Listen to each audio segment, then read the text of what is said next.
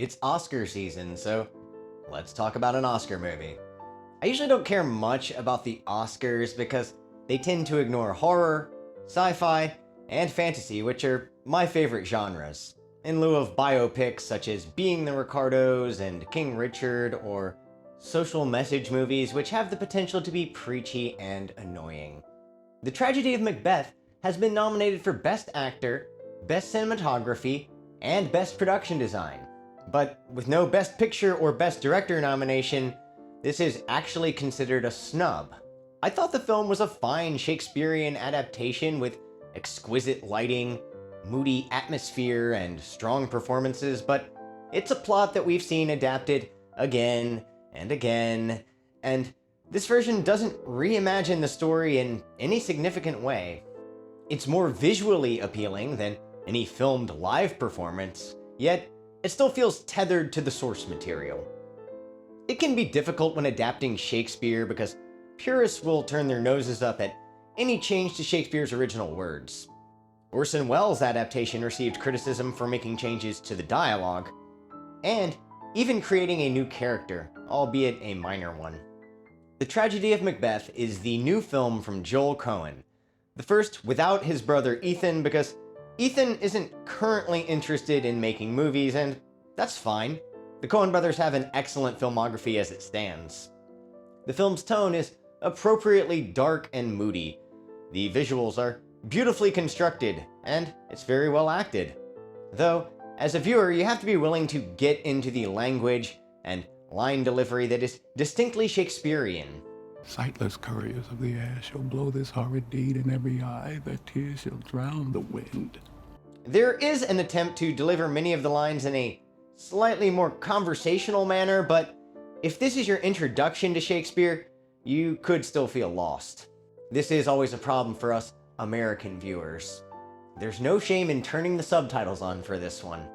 It can be a little jarring at first, but once you get into the rhythm of the dialogue, there is a hypnotic element to many of the film's scenes, such as the constant pounding sound that accentuates the blood dripping on the floor after the death of the king.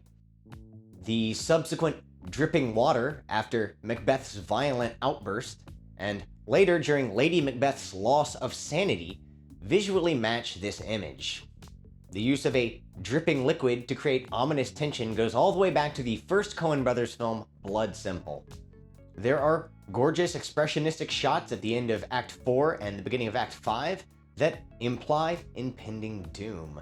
There may not be a lot of music by Coen brothers' regular composer Carter Burwell in the film, but when it is present, it's effective. For example, there's really nice brooding string work that precedes the murder of Banquo.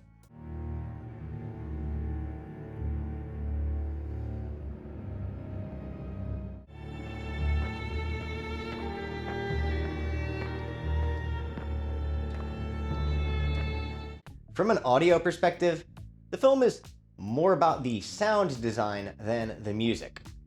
The pounding of the door, the whisper of the characters' shady dealings, and the echo of Macbeth's voice ringing out after going on an emotional tirade. No boasting like a fool. This deed I'll do before the purpose cool, but no more sights! Denzel Washington and Frances McDormand are generally good in the film. It's Shakespeare. Gives them a chance to emote, and brood, and pontificate, and plot, and plan, and deliberate, and debate, and commit, and regret, and so on, and so on. There is a huge difference between a live stage performance and a film, where close-ups can sometimes provide just as much as dialogue, and editing can change the flow of scenes after the initial performances. I watched The Tragedy of Macbeth a second time while reading the play along with it, and the film jumps around a lot. The dialogue is mostly the same as in the play, though there are sections of Macbeth's monologues cut out during Act 2 Scene 1 and Act 3 Scene 2. In other acts, scenes are moved around or intertwined. Act 3 Scene 4, where the three witches report back to the Greek goddess Hecate, who is pulling the strings, is removed altogether. Hecate is still mentioned by Macbeth in this film, but not as frequently as in the play. The portrayal of the witches by Catherine Hunter was the highlight of the film, making me feel like I was losing my mind every time this actor was on screen. The supporting cast for the film are really strong. Brendan Gleeson plays King Duncan, though obviously he's not in much of the film because his death is the first major turning point.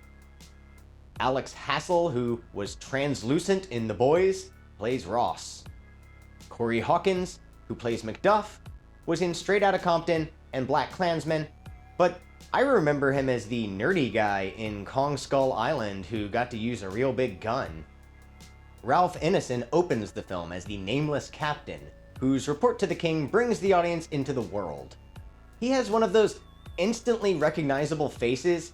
He's actually been in a lot of great movies, most notably the character of William in Robert Eggers' The Witch. But also in The Green Knight, he was the Green Knight. He was in Game of Thrones and the final 3 Harry Potter films, so he's been prominently featured in the fantasy genre. This is a project that really gives its actors a chance to work with theatrical dialogue. Nothing about Shakespeare's dialogue is naturalistic. The language is packed so densely with meaning that it takes multiple viewings of the same story to really appreciate the nuance and all of the references and humor. Although this is Macbeth, there's not a lot of humor in this one. There are scenes where the actors give visual cues that inform the audience of the meaning of the conversation, because the rapid-fire delivery of Old English dialogue could leave you going, what the hell are they even talking about? Such as Act 2, Scene 3 with Stephen Root's hungover porter character. He's lengthily explaining what drinking does to a man, and if you're not familiar with Old English, this might come out like a bunch of nonsense the first time you hear it. Much drink may be said to be an equivocator with lechery. It makes him and it mars him, it sets him on and it takes him off, it persuades him, disheartens him. I absolutely love to hear Bill Dauterive doing Shakespeare, though.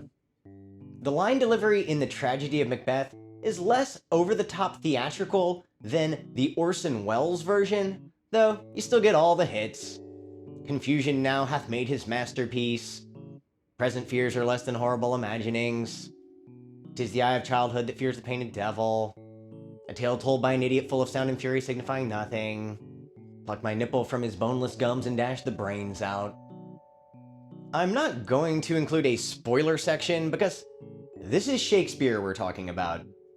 Most high school curriculum is going to include some kind of Shakespeare, and even if you haven't read Macbeth, you probably know the story on some level just through general pop culture assimilation. It's been a long time since I was in high school, but from what I remember, we read Julius Caesar and Romeo and Juliet, though I enjoyed Tromeo and Juliet a lot more than actually reading Shakespeare in class. Just looking at SparkNotes is giving me flashbacks to being in high school. The Tragedy of Macbeth is shot in 4:3 aspect ratio, and it's in black and white. It's visually inspired by works of German Expressionism with long, hard shadows and distorted perspectives. The interplay of light and shadow can suggest just as much about a scene as the dialogue within, and there are numerous instances of thoughtful lighting decisions in the film. Orson Welles' adaptation also used lighting to convey mood, with the characters often obscured by heavy shadows.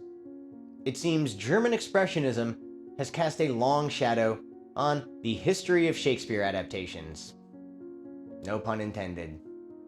Actually, speaking of Shakespeare, dude was really into puns, so pun absolutely intended. The story of Macbeth is an influential one that we still see echoes of in modern storytelling. It's the rise and fall of a tyrannical authoritarian, his ambitions for power, and his descent into madness. The catalyst for his actions stems from a witch's prophecy that becomes a self-fulfilling one. Macbeth is told he will be king, but his friend Banquo is told that he will father a line of kings, that he will be lesser than Macbeth, but also greater, which immediately places questions about the longevity of Macbeth's rule. When he soon after goes from being the Thane of Glamis to the Thane of Cawdor, the prophecy inspires him to go for the crown. Lady Macbeth has her husband's ear and pushes him toward killing the king. She also assists in covering up the multiple murders that take place. Then both characters slowly go insane and everything falls apart. It's the endless cycle of violence that dominates most of the history of the human race. Leaders lust after more and more power until public backlash grows, then they're toppled and replaced by more leaders who will do the exact same thing.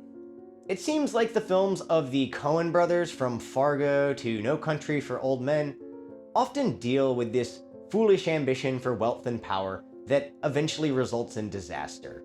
The witch's prophecy and the use of magic play heavily into the story, making the film not only a drama, but also a fantasy and horror film, with the psychological torment of its leads being central.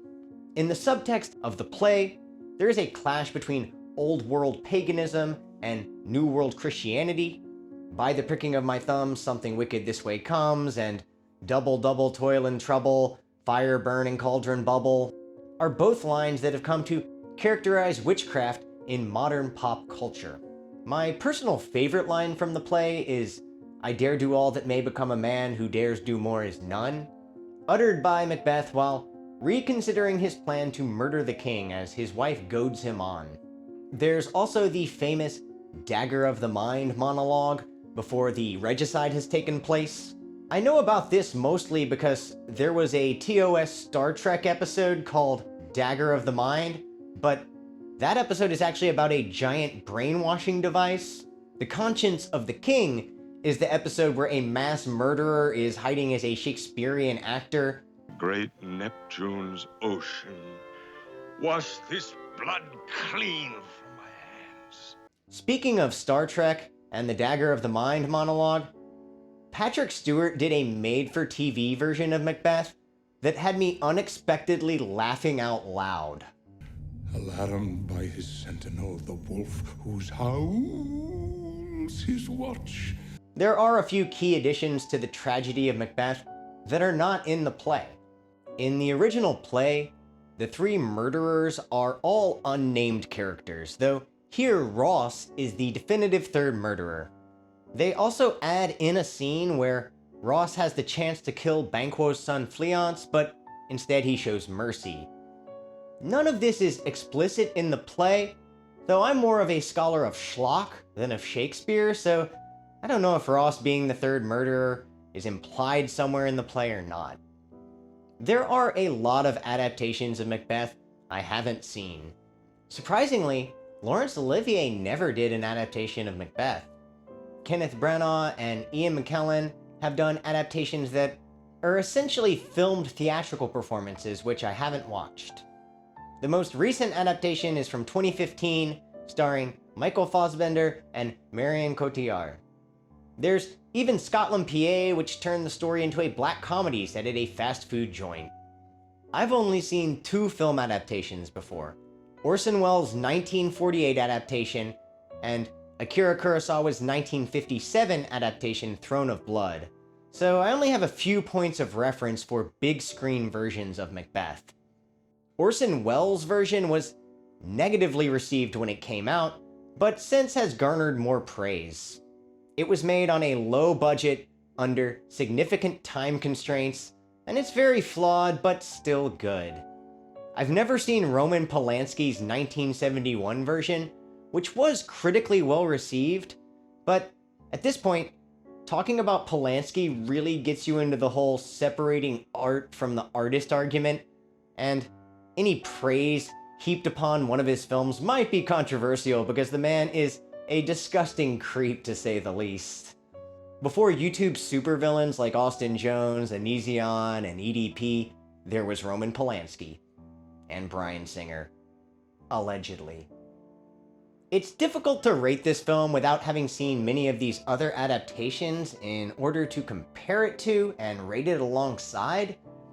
It's my instinct to go with a 7 out of 10. It could be an 8, but I'll leave it at 7 unless it turns out that this is one of the better adaptations, in which case I'll raise the score, but for now, it's a 7. It's well made, sure, but for my taste, it's a little too much of a straight-faced Shakespeare adaptation. Yet, it also makes changes by restructuring the order of scenes and removing dialogue. I feel it needs to be one or the other. Either completely change it from the original, or do the most faithful film adaptation ever, especially when it's been made so many times. The tragedy of Macbeth falls somewhere in the middle, and fails to surpass Throne of Blood as my favorite adaptation of Macbeth that I've seen so far. Overall, I enjoy this one more than the Orson Welles version, where so many monologues are done through ADR. Then 'twere well it were done quickly, if the assassination could trammel up the consequence. Though there are dramatic heights reached in some of Welles' performance that I actually prefer. I kin to be a-weary of the sun, and wish the estate of the world were now undone.